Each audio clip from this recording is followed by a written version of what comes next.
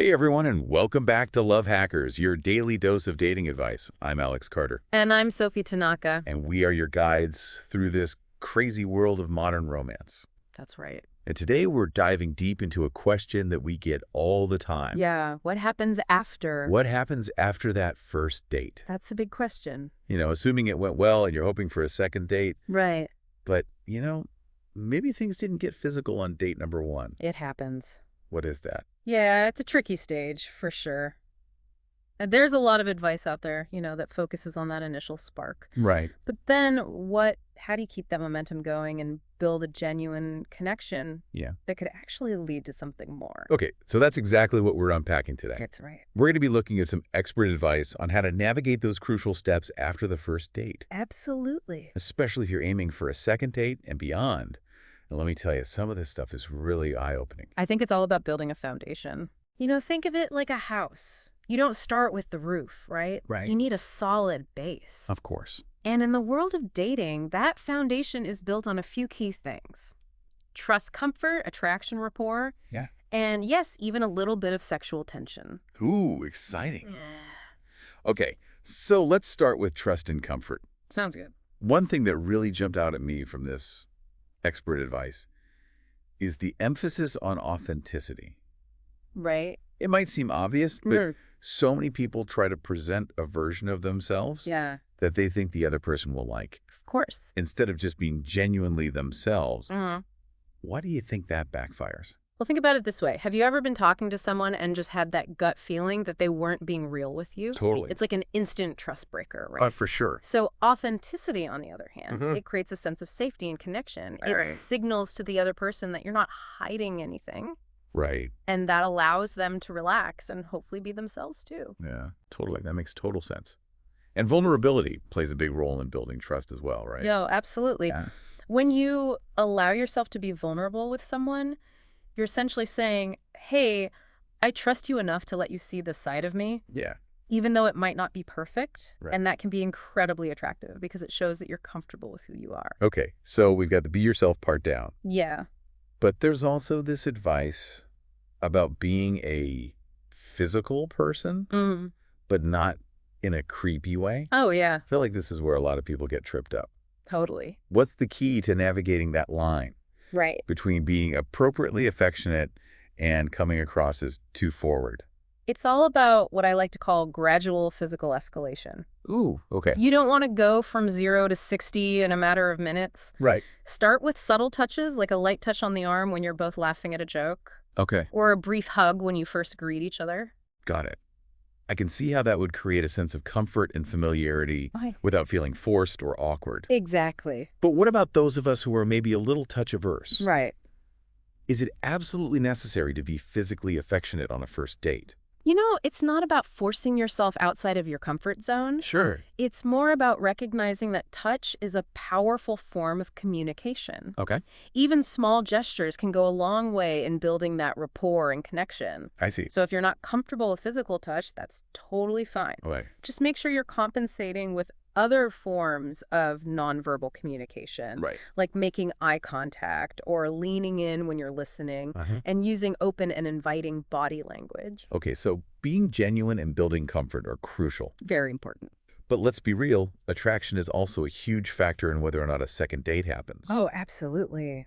And the advice we're looking at today really emphasizes the importance of FUN. Yes. It actually says that fun should be your primary focus above all else. How do you balance having a good time with showing that you're actually interested in the other person? I think the key here is to be genuinely enthusiastic about the date itself. Okay. Don't go in with the mindset of, I need to impress this person, Right. or I need to make sure they like me. Yeah. Instead, focus on simply enjoying the experience of getting to know someone new. Okay. When you're relaxed and having fun, that positive energy is contagious, Yeah. and it makes you more attractive. So ditch the agenda and just be present in the moment. Exactly. Love that.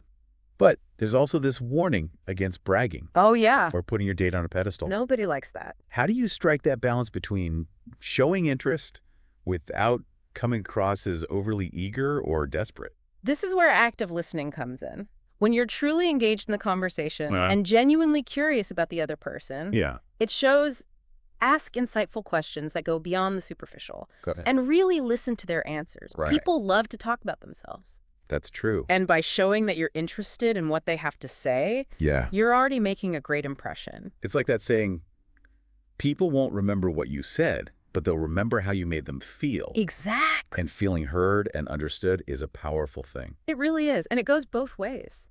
By actively listening, you're also gathering valuable information about the other person. Ooh, interesting. You know, do their values align with yours? Right. Do you share common interests? Are you genuinely enjoying their company? Okay. These are all important things to consider as you decide whether or not you want to pursue a second date. That's such a great point. Yeah. Active listening isn't just about being polite. It's about gathering intel Right. and making sure this is someone you actually want to spend more time with. Absolutely. But let's move on to rapport and connection. Okay. One of the most interesting pieces of advice here is to think about how two buddies interact Okay. as opposed to two businessmen. What do they mean by that? They're talking about the energy of the interaction. Okay. Think about two friends catching up. There's a relaxed, easygoing vibe, right? They're not Okay. trying to impress each other. They're just enjoying each other's company. Right. That's the kind of energy you want to cultivate on a date. But wouldn't that be too casual for a romantic context? It's not about being casual in the sense of not caring. Okay. It's about finding that sweet spot where you're being yourself, you're relaxed, and you're allowing the conversation to flow naturally. I see. And a lot of that comes down to nonverbal communication. Yeah. Your body language, your tone of voice, the way you make eye contact. Okay, so it's less about what you're saying and more about how you're saying it. Exactly. But there's one piece of advice here that I have to admit I was a little confused by. Okay. It says to talk to her as if you've already had sex. Am I reading that right? I know it sounds a little strange at first, right? Yeah, a little bit. But it's not meant to be taken literally. It's about cultivating a mindset of confidence and familiarity. I see. When you approach the conversation with that kind of underlying assumption Mm-hmm. that you already have a connection, that Yeah. there's already a spark, Yeah. it changes your communication in subtle but powerful ways. So it's more about the energy you're projecting than the actual words you're saying. Exactly. It's about that subconscious feeling of, we're already on the same page. Ooh. And that can be incredibly attractive because it takes the pressure off Yeah. and allows you both to relax and just enjoy the moment. I'm starting to see how all these pieces fit together. Yeah. The authenticity, the comfort, the playful energy, Yeah. the genuine connection. It all works together. But how do you actually move beyond those surface level conversations and really connect with someone on a deeper level, Yeah. especially on a first date when you're still getting to know each other? It's all about finding those points of connection. Okay. Maybe you both love the same type of music, Oh. or you're both passionate about a certain cause, Right. or maybe you discover a shared experience that you can bond over. I see. The key is to be curious and ask open-ended questions that invite the other person to share more about themselves. So don't be afraid to steer the conversation towards more meaningful topics. Exactly. And don't be afraid to share a little bit about yourself too. Absolutely. Vulnerability breeds vulnerability. Okay. When you share something personal, Uh-huh. it creates a space for the other person to do the same. Right. And that's how you start to build a real connection. This has been so insightful so far. We've covered trust, comfort, attraction, rapport, and connection. It's a lot. But there's one more element that's absolutely crucial Oh, yeah. for creating that, I can't wait to see you again, feeling sexual tension. That's the good stuff. And this expert advice doesn't shy away from that topic. Good. In fact, it goes all in saying that sexual tension is absolutely key. I like it. But how do you create that spark without things feeling awkward or forced? The key is to be intentional about showing your sexual interest. Okay. And this isn't about being aggressive or making someone uncomfortable. Right. It's about subtle cues and nonverbal communication. So give us the good, Sophie. What are some practical tips for building that tension? It starts with eye contact. Holding someone's gaze for a few seconds longer than usual can create a powerful sense of intimacy. Okay. And don't underestimate the power of a playful touch on the arm Right. or a lingering glance. Okay, so eye contact, touch, what else? Well, Because the advice here gets pretty specific. oh, yeah. And I have to admit, some of it made me blush. Really? It actually talks about using direct statements of intent.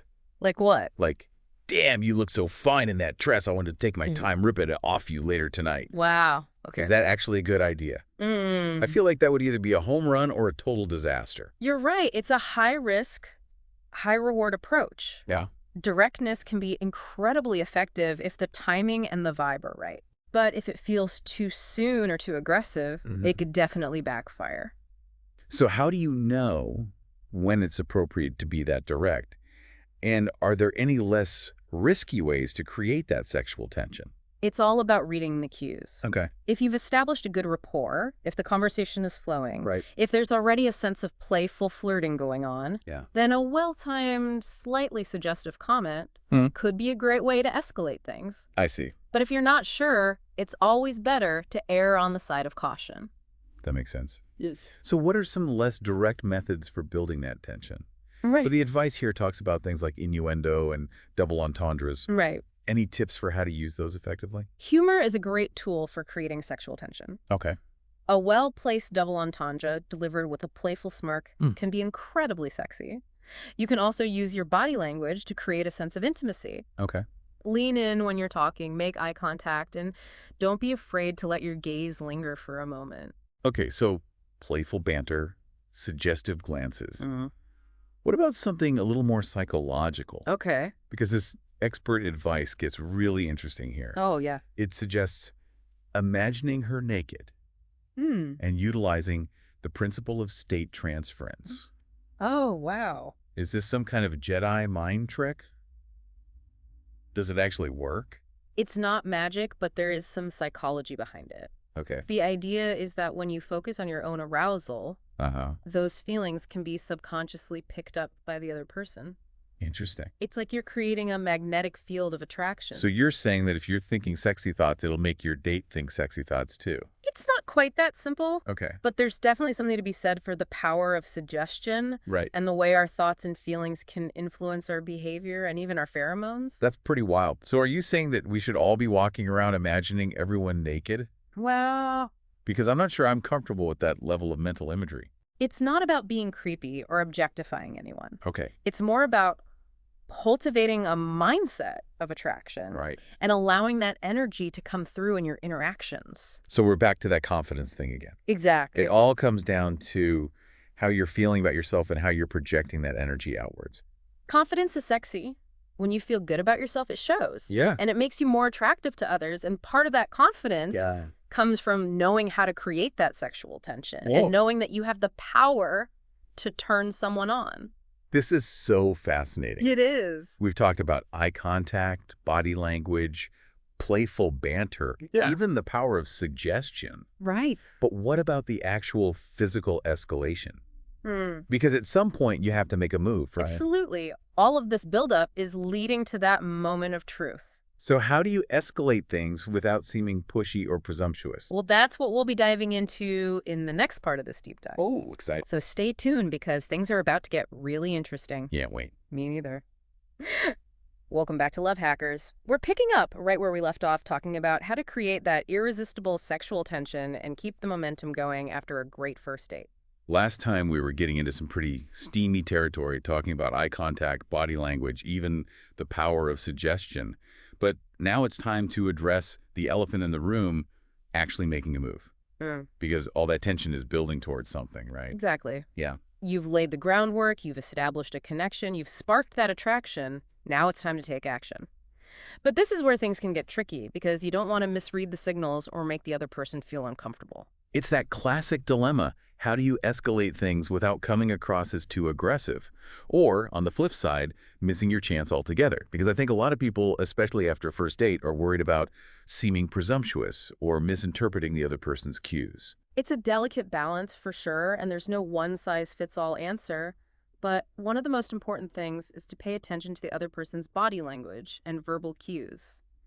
Are they leaning in when you talk? Are they making eye contact? Are they responding positively to your touch? These are all signs that they're feeling comfortable and open to escalation. So it's not just about what you're feeling. It's about being attuned to the other person's energy and making sure they're on the same page. Let's say you're getting all the right signals and you're ready to make your move. What does successful escalation actually look like? It's all about taking small steps and checking in along the way. Don't go from 0 to 100. Think of it more like gradually turning up the heat. I like that analogy. So what are some examples of those small steps? Because I think a lot of people get stuck in their heads at this point, overthinking everything and missing opportunities because they're too afraid to make a move. It could be as simple as reaching for their hand while you're walking, or touching their arm while you're making a point, or leaning in a little closer when you're laughing at a joke. These are all subtle ways to increase physical intimacy without being overly aggressive. Okay, so you're testing the waters, seeing how they respond. Mm. And if they're reciprocating those touches, if they're leaning into, that's a good sign that you can keep escalating things. But what about the actual kiss?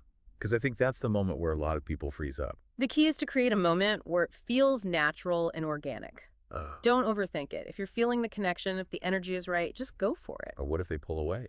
Or what if they say no? That's my biggest fear, rejection at that crucial moment. Rejection is always a possibility, and that's okay. It doesn't mean you did anything wrong. It just means that the timing wasn't right or that the other person wasn't feeling it. The important thing is to be respectful of their boundaries and not take it personally. That's easier said than done, right? Rejection can sting, especially when you're feeling vulnerable and putting yourself out there. Absolutely. It's natural to feel disappointed or even hurt. But try to reframe it as an opportunity to learn and grow. Maybe you misread the signals, or maybe the other person just wasn't a good match for you. Either way, it's a chance to fine-tune your approach and move forward with more confidence. I love that perspective. So we've talked about the importance of reading cues, taking small steps, and not being afraid of rejection. But let's say everything goes perfectly. The kiss is amazing, and you're both feeling that spark. What happens next? Because the advice we're looking at today doesn't stop at the first kiss. It actually goes into detail about what to do after that initial physical connection, especially if you're aiming for something more than just a one-night stand. That's right. This is where communication becomes even more important. Because once you've crossed that physical boundary, it can be easy to get caught up in the excitement of the moment and lose sight of your long-term goals. It's like you've climbed the first mountain, but now you have a whole range to navigate. And it's easy to get lost along the way if you don't have a clear sense of direction. Exactly. So it's crucial to have open and honest conversations about what you're both looking for. Are you looking for a casual fling, a serious relationship, something in between? The more you can communicate your needs and expectations, the better chance you have of building a connection that's aligned and fulfilling for both of you. But how do you have those conversations without things feeling awkward or pressured? Because I think a lot of people are afraid to bring up those big picture topics early on, especially if they're worried about scaring the other person away. It's all about finding the right time and place. It doesn't have to be a formal sit-down conversation. It can be as simple as mentioning your relationship goals in passing or sharing your thoughts on what you're looking for in a partner. So it's more about weaving those conversations into the natural flow of your interactions rather than making it a big deal. Exactly. The key is to be authentic and open without being pushy or demanding. And remember, these conversations are a two-way street. It's not just about sharing your own expectations. It's also about actively listening to the other person and making sure their needs are being met as well. That's such an important point. It's not just about finding someone who aligns with your vision. It's about creating a dynamic where you're both growing and evolving together. Absolutely, and that's what we're going to explore in the next part of this deep dive. We'll be talking about how to maintain that momentum, how to navigate those early stages of a relationship, and how to build a strong foundation for something lasting. So stay tuned for part 3, where we'll be diving even deeper into the art of building a meaningful connection. Welcome back to Love Hackers for the final part of our deep dive into navigating the post-first date landscape. We've covered a lot of ground, from creating that initial spark to making a move and having those crucial conversations about what you're both looking for. But let's say you've sailed through those early stages. You're both feeling the connection and you're starting to see each other regularly. How do you keep that momentum going and transition from those exciting first dates to a more established, meaningful relationship? I think that's where the real work begins. The initial honeymoon phase is amazing, but it's not sustainable in the long run. To build something that lasts, you need to shift from that surface level attraction to a deeper, more grounded connection. It's like you've planted the seed, but now you need to nurture it and give it the right conditions to grow. But what does that actually look like in practice? How do you go from casual dating to building a foundation for a real lasting relationship? Well, one of the most important things is to keep the lines of communication open and honest. In the early stages, it's easy to get swept up in the excitement, and put your best foot forward. Of course. But as you get more comfortable with each other, it's crucial to start sharing your true thoughts and feelings, even the messy ones. So it's about moving beyond that perfect date persona Right. and letting your guard down a little. Yeah. Because real intimacy comes from being seen and accepted for who you truly are, flaws and all. Exactly. And that requires a level of trust that Yeah, takes time and effort to build. of course. It's about being vulnerable with each other, sharing your fears and insecurities, and knowing that you won't be judged or rejected for it. That's such a key point, building that safe space where you both feel comfortable being your authentic selves. Yeah. But trust isn't just about emotional vulnerability. It's also about consistency and reliability. Yeah, absolutely. It's about showing up for each other, keeping your promises, and being there through thick and thin. It's about knowing that you can count on the other person even when things get tough. And that consistency builds over time through small everyday actions. Yeah. It's about being present, being responsive, Uh, and following through on what you say you're going to do. Exactly. It's about proving yourself trustworthy through your actions, not just your words. And that creates a sense of security and stability that allows the relationship to deepen and grow. So we've got communication trust. What else is crucial for building a strong foundation? Mhm. Because I think a lot of people get so focused on those early romantic gestures that they forget about the practical aspects of compatibility. You're right. In the long run, shared values are just as important as chemistry. Yeah. You know? Do you have similar beliefs about family finances, lifestyle choices? Do you see eye to eye on the big issues that matter to you both? Right. These are the things that will determine whether or not you're truly compatible in the long term. It's about finding someone who's not just fun to be around, but someone who complements your life and supports your goals and aspirations. Exactly. It's about finding a partner who's on the same team as you, Yeah. someone who you can build a life with. Right. And that requires open and honest conversations about your vision for the future, your hopes and dreams, and what you both want out of life. So it's not just about enjoying each other's company in the moment. It's about making sure you're both headed in the same direction. And that requires a willingness to compromise and find solutions that work for both of you. Exactly. Building a successful relationship is a collaborative effort. It's about learning to communicate effectively, to compromise, and to support each other's growth and evolution. That's such an important point. Relationships aren't static. They're constantly evolving. And to thrive, you need to be willing to adapt and grow together. Absolutely. And that's what makes it so exciting, you know? When you find someone who challenges you to be your best self, Yeah. someone who you can learn and grow with, Right. that's when you know you've found something truly special. This has been such an insightful deep dive, Sophie. We've covered so much ground, from those first nervous butterflies to the building blocks of a lasting, fulfilling relationship. It's been a pleasure, Alex. And I hope our listeners feel empowered to navigate the post-first date landscape with more confidence and clarity. Absolutely. We'd love to hear your thoughts and experiences, so be sure to leave a comment below. And if you enjoyed this episode, don't forget to like, subscribe, and share it with your friends. And if you're looking for more dating advice and relationship insights, be sure to tune in to Love Hackers, your daily dose of love and dating wisdom. Until next time, keep those hearts open and those dating apps swiping.